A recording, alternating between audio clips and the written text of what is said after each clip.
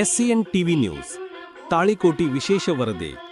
ತಾಳಿಕೋಟೆಯ ಬನ್ನಿ ಮಹಂಕಳಿ ದೇವಸ್ಥಾನದಲ್ಲಿ ನವರಾತ್ರಿ ಪುರಾಣ ಪ್ರವಚನ ಭವ್ಯ ಉದ್ಘಾಟನೆ.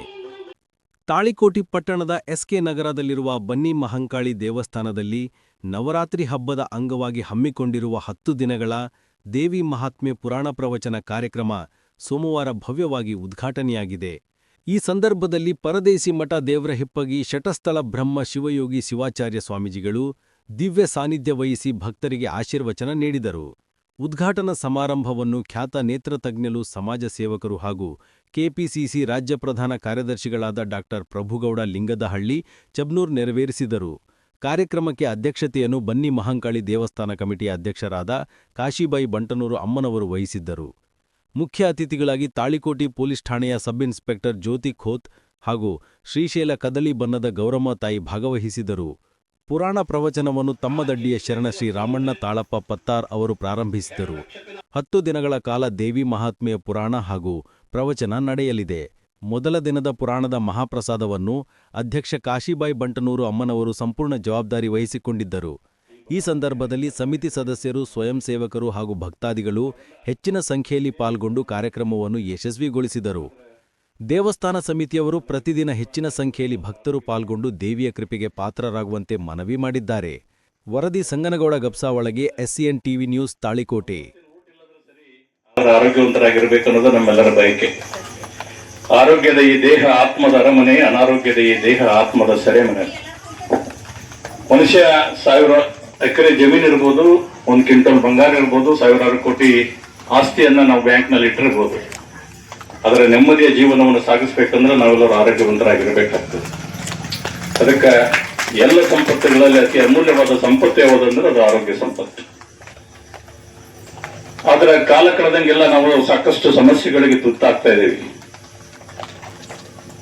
ಕುಂತು ವಿಚಾರ ಮಾಡಿದ್ರೆ 40 ವರ್ಷಗಳ ಹಿಂದೆ ನಾವು ಹೆಂಗಿದ್ದೇವೆ, ಸಮಾಜ ಹೆಂಗಿತ್ತು, ಈಗ ಹೆಂಗದೀವಿ ಅನ್ನೋದನ್ನ ಅವಲೋಕನ ಮಾಡಿ ನೋಡ್ಬೇಕಾಗ್ತದೆ. 40 ವರ್ಷದ ಹಿಂದೆ ಇಷ್ಟೊಂದು ಪ್ರಮಾಣದಲ್ಲಿ ಹಾರ್ಟ್ ಪ್ರಾಬ್ಲಮ್ ಆಗಲಿ, BP ಆಗಲಿ, ಶುಗರ್ ಆಗಲಿ, ಕ್ಯಾನ್ಸರ್ ಆಗಲಿ ಯಾವೂ ಇರಲಿಲ್ಲ. ಇಷ್ಟೊಂದು ದವಾಖಾನೆನೂ ಇರಲಿಲ್ಲ, ಇಷ್ಟೊಂದು ಮಂದಿ ಡಾಕ್ಟರ್ಗಳು ಇರಲಿಲ್ಲ. ನಾ ಬಂದ ಕಣ್ಣಿನ ದವಾಖಾನೆ ಪ್ರಾರಂಭ ಮಾಡಿದಾಗ ನಾವಿರೋರು 5 ಮಂದಿ ಡಾಕ್ಟರು. ಇವತ್ತು 50 ಮಂದಿ ಡಾಕ್ಟರ್ ಆಗಿವೆ. ಯಾರ ದವಾಖಾನೆ ಒಳಗೂ ಪುರುಸತ್ತಿಲ್ಲ, ಅಷ್ಟೊಂದು ಕಣ್ಣಿನ ಆಪರೇಷನ್ ನಡೀತಾ ಇದಾವೆ.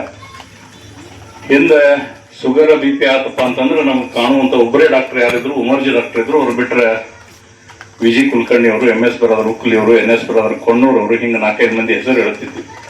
ಇವತ್ತು 100 ಮಂದಿ ಅಂತ ತಜ್ಞರು ಬಿಜಾಪುರದಲ್ಲಿ ಸಾಕಷ್ಟು ನೂರಾರು ಆಸ್ಪತ್ರೆಗಳನ್ನ ಪ್ರಾರಂಭ ಮಾಡಿ ಸಾಕಷ್ಟು ಹಾಸಿಗೆಗಳ ವ್ಯವಸ್ಥೆ ಮಾಡಿದ್ರು ಸಹ ಯಾರು ಕುಲ್ಲ ಇಲ್ಲ. ಯಾಕಂದ್ರೆ ಅಷ್ಟೊಂದು ಜಾಸ್ತಿ ಜನ ನಾವು ಅನಾರೋಗ್ಯ ಪೀಡಿತರಾಗ್ತಾ ಇದ್ದೀವಿ. ಇದಕ್ಕೆ ಮುಖ್ಯ ಕಾರಣ ನಾವೆಲ್ಲ ನಮ್ಮ ಜೀವನ ಶೈಲಿಯನ್ನ ಬದಲಾಯಿಸಿಕೊಂಡಿದ್ದೀವಿ. ನಾವು ಊಟ ಮಾಡ್ತಿರುವಂತ ಊಟದಲ್ಲಿ ಸಾಕಷ್ಟು ಬದಲಾವಣೆಗಳನ್ನ ನಾವು ಕಂಡುಕೊಂಡಿದ್ದೀವಿ. ಹಿಂದೆ ರೈತರು ಹೊಲದಲ್ಲಿ ಕೆಲಸ ಮಾಡಬೇಕಾದ್ರೆ ಸ್ವತಃ ಪರಿಶ್ರಮ ಪಟ್ಟು ಬೆವರು ಸುರಿಸಿ ಬೆಳಿಗ್ಗೆ 6 ಗಂಟೆಗೆ ಹೋದವರು ಸಾಯಂಕಾಲ 6-7 ಗಂಟೆವರೆಗೆ ಕೆಲಸ ಮಾಡಿ ಮನೆಗೆ ಬಂದು.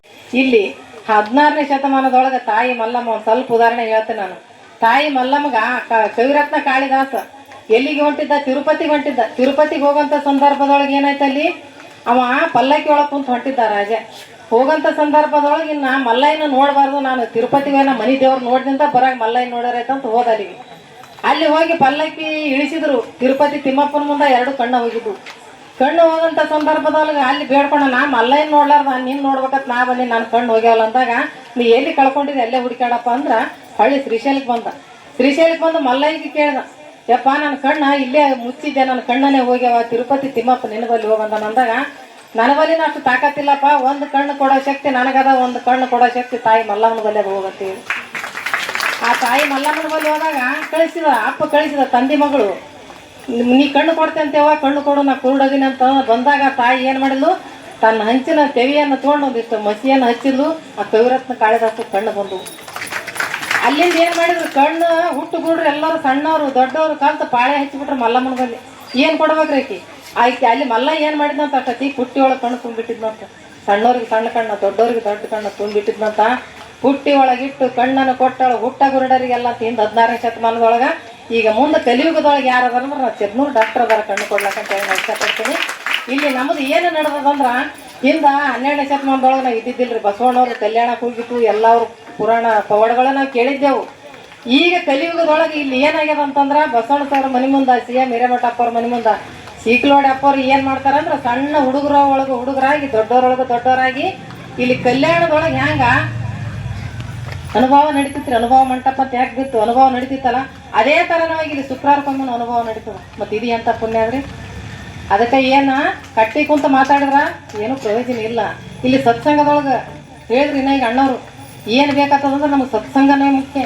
ಸತ್ಸಂಗತ್ವೇ ನಿಸ್ಸಂಗತ್ವೇ ನಿಶ್ಚಲತತ್ವೇ ಜೀವನ ಮುಕ್ತಿಗೆ ಹೋಗ್ಲಕ್ಕೆ ಕಾರಣ ಏನು ಬೇಕು, ನಮಗೆ ಇಂಥ ಮಾತ್ಮರು ಬೇಕಾಗ್ತದ. ಎಂಥ ಮಾತ್ಮರಿ ಶ್ರೋತ್ರಿಯ ಬ್ರಹ್ಮನಿಷ್ಠರಾದಂಥ ಸದ್ಗುರುಗಳು ಬೇಕಾಗ್ತದ. ಅಲ್ಲಿ ಇದ್ದಾಗ ನಮಗೆ ಏನಾಗ್ತದಂದ್ರೆ ನಮ್ಗೆ ಅನುಭವವನ್ನು ಮಾಡಿ ಇನ್ನೊಂದು ಜನ್ಮಕ್ಕೆ ನಾವು ಎತ್ತಿ ಬರಲಾರ್ದಂಗೆ ಮಾಡ್ತಾರಲ್ಲ. ಇಲ್ಲಿ ಏನು ನಡೀತೀರಿ, ಮೊದಲ ಸಣ್ಣದೊಂದು ತಾಡ್ಪತ್ರೆ ಹಚ್ಕೊಂಡು ಶಕುಂತಲಮ್ಮ ಅವರು, ಇಂದುಮತಿ ಅವರು, ನಾವು ಆ ಪಿರಾಪುರ ಬಸಮ್ಮವರು ಇದು ಹೇಳಕ್ಕೆ ನಮ್ಗೆ ಅಂಜಿಕೆ ಬರ್ತಿತ್ತು. ಇವ್ರು ತಿಳಿತೇ ಇದ್ದಿದ್ದಿಲ್ಲ. ನಾವೇ ಭಾಳ ದೊಡ್ಡ ಶಾಣ್ಯರಾಗಿಬಿಟ್ಟಿದ್ದೇವಲ್ಲ, ಅದೇ ಶಾಣ್ಯತನ ನಮಗೆ ಇಲ್ಲಿ ಪುಣ್ಯ ತಟ್ಟದ ಅಂತ ಹೇಳಕ್ಕೆ ನಾನು ಇಷ್ಟಪಡ್ತೀನಿ. ನಾವು ಹ್ಯಾಂಗೆ ಹೇಳ್ದಂದ್ರು ಅವ್ರು ಕೇಳಿದ್ರು. ಎಷ್ಟು ವರ್ಷ ನಾವು ಬರ್ಲಕತ್ತೀಗ 7-8 ವರ್ಷ ಆಯ್ತು ಇಲ್ಲಿ. ಈಗ ನಡೆದು ನಮ್ಮ ಅದ್ದೂರಿಯಾಗಿ ನಡೆದು 7 ವರ್ಷ ಆಯ್ತು ಈಗ. 7 ವರ್ಷ ಆಯ್ತು. 7 ವರ್ಷದಾಗ ಇವತ್ತು ಮಂದಿ ಕಮ್ಮಿ ಆದ್ರೆ 4ನೇ ಭಾಗ ಐತ್ರಿ. ಇವತ್ತು ದಿನನಿತ್ಯವಾಗಿ ಪ್ರಸಾದ 9 ದಿನ ತನಕ ಪ್ರಸಾದ. ಹೆಂಗಂದ್ರೆ ಯಾರಿಗೆ ಪಾಳೆ ಸಿಗಂಗಿಲ್ಲ ರೀ, ನಾ ಮಾಡಿಸ್ತೀವಿ ನೀವು ಮಾಡಿಸ್ತೀವಿ ಅಂತ. ಅದಕ್ಕೆ ಅನ್ನದಾನಕ್ಕಿಂತ ಇನ್ನೂ ದಾನಗಳಿಲ್ಲ, ಅನ್ನಕ್ಕೆ ಮೇಲೂ ಇನ್ನಿಲ್ಲ, ಅನ್ನಕ್ಕೆ ಮೇಲೂ ಇನ್ನಿಲ್ಲ ಲೋಕಕ್ಕೆ, ಅನ್ನವೇ ಪ್ರಾಣ ಸರ್ವಜ್ಞ. ಇಲ್ಲಿ ಅನ್ನನೇ ಹೆಚ್ಚಿಂದು. ಅದಕ್ಕೆ ಅನ್ನದಾನ ಚಿನ್ನದಾನ ಅಂತ. ಬಂಗಾರ ದಾನ ನಮಗೆ ಮಾಡ್ಲಿಕ್ಕಾಗಲ್ಲ, ಕಡೆಗೆ ಅನ್ನದಾನಾರ ನಾವು ಮಾಡ್ಬೇಕಾಗ್ತದ. ಇವತ್ತು ನೋಡ್ರಿ ಬಂದ್ರಿ ಇಲ್ಲಿ. ಅದಕ್ಕೆ ಏನದಂತಂದ್ರೆ ಏನೋ ಆದ್ರೆ ಎತ್ತಿ ಹೇಳಬಾರ್ದು. ಮಲ್ಲಮ್ಮ ಏನು ಕೊಟ್ಟಾಳ ಅಂತಂದ್ರೆ ಹಿಂಗೆ ಮಾಡಬೇಡ್ರಿ ಅಂತ ಯಾರ, ಹಿಂಗೆ ಮಾಡ್ರಿ ಅಂತ ಯಾರ. ಈಗನೇ ಬಂದಾರ 5,000 ರೂಪಾಯಿ ದಾನ ಮಾಡಿದ್ರಲ್ಲ. ಅದಕ್ಕೆ ದಾನ ಮಾಡಿದ್ದು ದಾರಿ ಬುತ್ತಿಗಾಗಿ ಮುಂದಿನ ಹೊತ್ತಿಗಾಗಿ ಅಂತ ಹೇಳ್ತಾರಲ್ಲ. ನಾವು ಪಾಪ ಮಾಡಿದ್ದು, ನಾವು ಪುಣ್ಯ ಮಾಡಿದ್ದು ಬ್ಯಾಂಕ್ನೊಳಗೆ ಏನಿರ್ತಂದ್ರೆ ಒಂದು FD ಅನ್ನ ಇರ್ತದ. ಪಾಪ ಮಾಡಿದ್ರು FD ಇರ್ತದ, ಪುಣ್ಯ ಮಾಡಿದ್ರು FD ಇರ್ತದಲ್ಲ. ಇಲ್ಲಿ ದೇವಿಯ ಮಹಿಮೆಯನ್ನು ಇನ್ನು ನಾವು 9ರಿಂದ ಪರ್ಯಂತರವಾಗಿ ಇವ್ರು ಏನು ಇಲ್ಲಿ ಓಣಿ ಒಳಗೆ ಹೆಂಗಂದ್ರೆ ಭಿನ್ನಿಲ್ಲ ಭೇದಿಲ್ಲ, ಏನು ಗಂಡ್ಮಕ್ಳಿಲ್ಲ ಹೆಣ್ಮಕ್ಳಿಲ್ಲ. ಅವ್ರು ಹೆಂಗೆ ಮಾಡ್ತಾರೆ ಪ್ರಸಾದ ಅಂತಂದ್ರೆ ಎಲ್ಲರೂ ನಾನು ದಿನನಿತ್ಯವಾಗಿ ಇಲ್ಲಿ 10 ದಿನ ತನಾದ್ರು ಬೆಳಿಗ್ಗೆ ಬಂದ್ರೆ ಸಾಯಂಕಾಲ 11 ಗಂಟೆಗೆ ಹೋಗ್ತೀನಿ. ಇಲ್ಲಿ ಹೆಂಗೆ ಅದಾರ ಅಂತಂದ್ರೆ ಎಲ್ಲರೂ ಒಂದೇ ಮನೆಯವ್ರು ಇದ್ದಂಗೆ. ನನಗೆ ಅಲ್ಲೇ ಉಳಿದ್ಬಿಟ್ಟಿರಿ ನೀವು ಅದೇ ಓಣ್ಯಾಗ ಅಂತಾರೆ. ನನಗೆ ದತ್ತು ಕೊಟ್ಟಂಗ್ರಿ ಈಗ ಒಂದು 11 ದಿವಸ ನನಗೆ ಇಲ್ಲಿ ಓಣ್ಯಾಗ. ಇಲ್ಲಿ ಹೆಂಗೆ ಅದಾರ ಅಂದ್ರೆ ಇದು ಏನಾಗ್ಯದ ನನಗಂದ್ರೆ ಒಂದು ತವ್ರ ಮನೆ ಆದಂಗೆ ಆಗ್ಯದ ನನಗಿದು. ಇಲ್ಲಿ ಬನ್ನಿ ಮಹಾಕಾಳಿಯ ಮುಂದೆ ನನಗೆ ಏನಾಗ್ಯದ ಅಂದ್ರೆ ಒಂದು ತವ್ರ ಮನೆ ಆದಂಗೆ ಆಗ್ಯದ. ಅವರು ಏನು ಪಾಲಿಸ್ಯಾರ ಅಂದ್ರೆ ನನ್ನ ಮಗಳಂತೆ ಪಾಲಿಸ್ಯಾರ. ಇದು ಮುಂದೆ ಇನ್ನೂ ಎಲ್ಲಿಗೆ ಹೋಗ್ಯದಂದ್ರೆ ಬೇಸ್ 1 ಕಿಲೋಮೀಟರ್ ತನಕ ಹೋಗ್ತದಿಲ್ಲ ಅಂತ ನನ್ನ ಅಭಿಪ್ರಾಯ ಅದ. ಆ ತಾಯಿ ಬನ್ನಿ ಮಹಾಕಾಳಿ ಸತ್ಯನೂ ಅಷ್ಟೇ ಅದಲ್ಲ.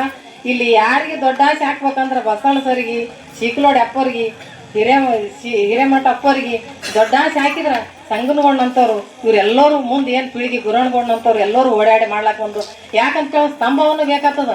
ಅಲ್ಲಿ ಒಂದು ಮೇಟಿ ಕಟ್ಟಿಗೆ ಇತ್ತಂದ್ರೆ ಸುತ್ತ ಎತ್ತು ತಿರುಗ್ತಾವ. ಮೇಟಿ ಕಟ್ಟಿಗೆ ಇರಲಿಲ್ಲ ಅಂದ್ರೆ ಎತ್ತು ತಿರುಗ್ಲಕ್ಕೆ ಸಾಧ್ಯ ಇಲ್ಲ. ಅವ್ರಿಗೆ ಇನ್ನೂ ತಾಯಿ ಬನ್ನಿ ಮಹಾಕಾಳಿ 3 ವರ್ಷ ಆಯುಷ್ಯ ಹಾಕಿ ಅವ್ರಿಗೆ ಬದುಕಿಸಲಿ ಅಂತ ಹೇಳಿ ನಾನು 2 ಮಾತಿಗೆ ಶರಣಾರ್ಥಿ. ಹಿಂದಿನ ಕಾಲದಾಗ ಏನಿತ್ತಂದ್ರ ನಾನ್ ನಿಮ್ಮಷ್ಟು ದೊಡ್ಡಕ್ಕಿಲ್ಲ, ಬಟ್ 1-2 ಮಾತು ಹೇಳ್ತೀನಿ. ಹಿಂದಿನ ಕಾಲದಾಗ ಏನಿತ್ತಂದ್ರ ಇಲ್ಲಿ ಮಾಡಿದ್ದನ್ನ ಮುಂದಿನ ಜನ್ಮದಾಗ ಕಳೆದಿತ್ತಂತ. ಈಗ ಹಂಗಿಲ್ಲ, ಇಲ್ಲೇ ಮಾಡಿದನ್ನ ಇಲ್ಲೇ ಕಳೆದೈತಿ. ಸೊ ಹಂಗಾಗಿ ಎಲ್ಲಾರ್ಗೂ ಒಳ್ಳೇದನ್ನೇ ಮಾಡೋಣ, ಯಾರಿಗೂ ಕೆಟ್ಟದನ್ನ ಮಾಡೋದು ಬೇಡ. ನಮ್ ಕೈಲಿಂದ ಎಷ್ಟು ಸಾಧ್ಯ ಆಗುತ್ತಲ್ಲ ಅಷ್ಟು ಒಳ್ಳೇದನ್ನೇ ಮಾಡೋಣ. ಸೊ ನನ್ನ ಡಿಪಾರ್ಟ್ಮೆಂಟ್ ಇಂದ ತಮ್ಗೆ ಏನ್ ಹೇಳ್ಬೇಕು ಅಂತಂದ್ರ, ಈಗ 9 ದಿನ ಅಂತೂ ತಾವು ಚಂದ ಸೀರೆ ಉಟ್ಕೊಂಡು ಮೈ ತುಂಬ ಬಂಗಾರ ಹಾಕೊಂಡು ಒಂದ್ 12 ದಿನ ಸ್ಟಾರ್ಟ್ ಆಗಿರ್ತದ ಪೂಜಾ. ಸೊ ಹಂಗಾಗಿ ಯಾರು ಮೈ ಮರೆಯೋದ್ ಬೇಡ.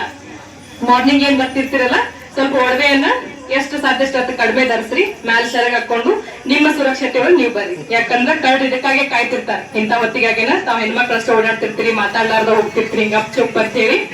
ಸೊ ಹಂಗಾಗಿ ಯಾರು ನಿಮ್ಮ ಒಡವೆಗಳನ್ನಾಗ್ಲಿ ನಿಮ್ಮ ಬೆಲೆ ಬಾಳೋ ವಸ್ತುಗಳನ್ನಾಗ್ಲಿ ಯಾರು ಕಳ್ಕೊಳ್ಳೋಬೇಡ. ಅದ್ರ ಬಗ್ಗೆ ಸುರಕ್ಷತೆ ಆಗಿರ್ರಿ. ಎಲ್ಲರಿಗೂ ಆ ದೇವಿ ಒಳ್ಳೆಯದನ್ನ ಮಾಡ್ಲಿ. ಎಲ್ಲರೂ 9 ದಿನ ಅಜ್ಜರ ಹೇಳುದಂತ ಪ್ರವಚನ ಕೇಳ್ಕೊಂಡು ಆ ದೇವಿ ಕೃಪೆಗೆ ಎಲ್ಲರೂ ಪಾತ್ರ ಆಗೋಣ ಅಂತ ಹೇಳ್ತಾ ನಾನು 1-2 ಮಾತು ಮುಗಿಸ್ತೀನಿ. Thank you. ನಮ್ಮ ಬದುಕು ಸುಂದರವಾಗಿರ್ಬೇಕಾದ್ರ ಇವತ್ ನಾವು ಎಷ್ಟೆಲ್ಲ ವಿಚಾರಗಳನ್ನ ನಾವು ಕೇಳ್ತೀವಿ. ಧರ್ಮ ಅಂತಂದ್ರೆ ಏನು, ಹಿಂದೂ ಮುಸ್ಲಿಂ ಕ್ರೈಸ್ತ ಅನ್ನುವಂಥದ್ದು ಧರ್ಮ ಅಂತಲ್ಲ. ಆದ್ರೆ ಅದು ನಮ್ಮ ಆಚರಣೆಗಳಿಗೆ ಬಿಟ್ಟು ಕೊಟ್ಟಿದ್ದು. ಆದ್ರೆ ನಮ್ಮ ಬದುಕಿನೊಳಗೆ ಧರ್ಮ ಅಂತಂದ್ರ ಇನ್ನೊಬ್ಬರಿಗೆ ಕೆಟ್ಟತನ ಬಯಸೋದು ಧರ್ಮ ಅಲ್ಲ, ಇನ್ನೊಬ್ಬರಿಗೆ ಒಳಿತನ್ನ ಬಯಸೋದು ಧರ್ಮ, ಇನ್ನೊಬ್ಬರಿಗೆ ಉಪಕಾರವನ್ನ ಮಾಡೋದು ಧರ್ಮ. ಇವತ್ತ ಈ ಒಂದು ಬನ್ನಿ ಮಹಾಕಾಳಿ ದೇವಸ್ಥಾನ ಅಂದ್ರೆ ಅದು ಎಷ್ಟು ಸಣ್ಣದಿದ್ರು ಕೂಡ ಅಲ್ಲಿ ಎಷ್ಟು ಶಕ್ತಿ ಐತೆ ಅನ್ನುವಂಥದ್ದನ್ನ ಅದು ಯಾರು ತಿಳ್ಕೊಂಡಿರ್ತಾರ ಅವ್ರಿಗೆ ಗೊತ್ತಿರ್ತೈತಿ. ನೀವು ಎಲ್ಲಿ ಹೋಗೋದ್ ಬೇಕಾಗಿಲ್ಲ, ನೀವೇನ ಈ ನವರಾತ್ರಿ ಏನೈತಲ್ಲ ನೀವೆಲ್ಲಿ ಹೋಗೋದ್ ಬೇಕಾಗಿಲ್ಲ. ಊಟಿ ವಾಟಿ ಅಮ್ಮ ನನಗ ಇಂಥ ಕಷ್ಟ ಐತೆ ಅಂತ ಹೇಳಿ ನೀವು ಸಂಕಲ್ಪ ಮಾಡಿದ್ದೆ ಆದ್ರ ಈ ಒಂದು ನವರಾತ್ರಿ ಮುಗಿಯೋದ್ರೊಳಗ ನಿಮ್ಗೆ ಏನ್ ಆಗ್ಬೇಕೈತಲ್ಲ ಒಂದಿಷ್ಟು ಒಳ್ಳೇದು ಆಗೇ ಆಗ್ತದೆ ಅನ್ನುವಂಥದ್ದನ್ನು ಕೂಡ ಅರ್ಥ ಮಾಡ್ಕೊಳ್ಬೇಕು. ಯಾಕಂದ್ರ ನಮ್ಮಲ್ಲಿ ಎಷ್ಟು ಶ್ರದ್ಧಾ ಭಕ್ತಿ ಇರ್ತದ ಅವಾಗ ಆ ಭಗವಂತನ ಆಶೀರ್ವಾದ, ತಾಯಿಯ ಆಶೀರ್ವಾದ ಎಲ್ಲಿದ್ರೂ ಕೂಡ ಸಿಗ್ಲಿಕ್ಕೆ ಸಾಧ್ಯ ಅದ.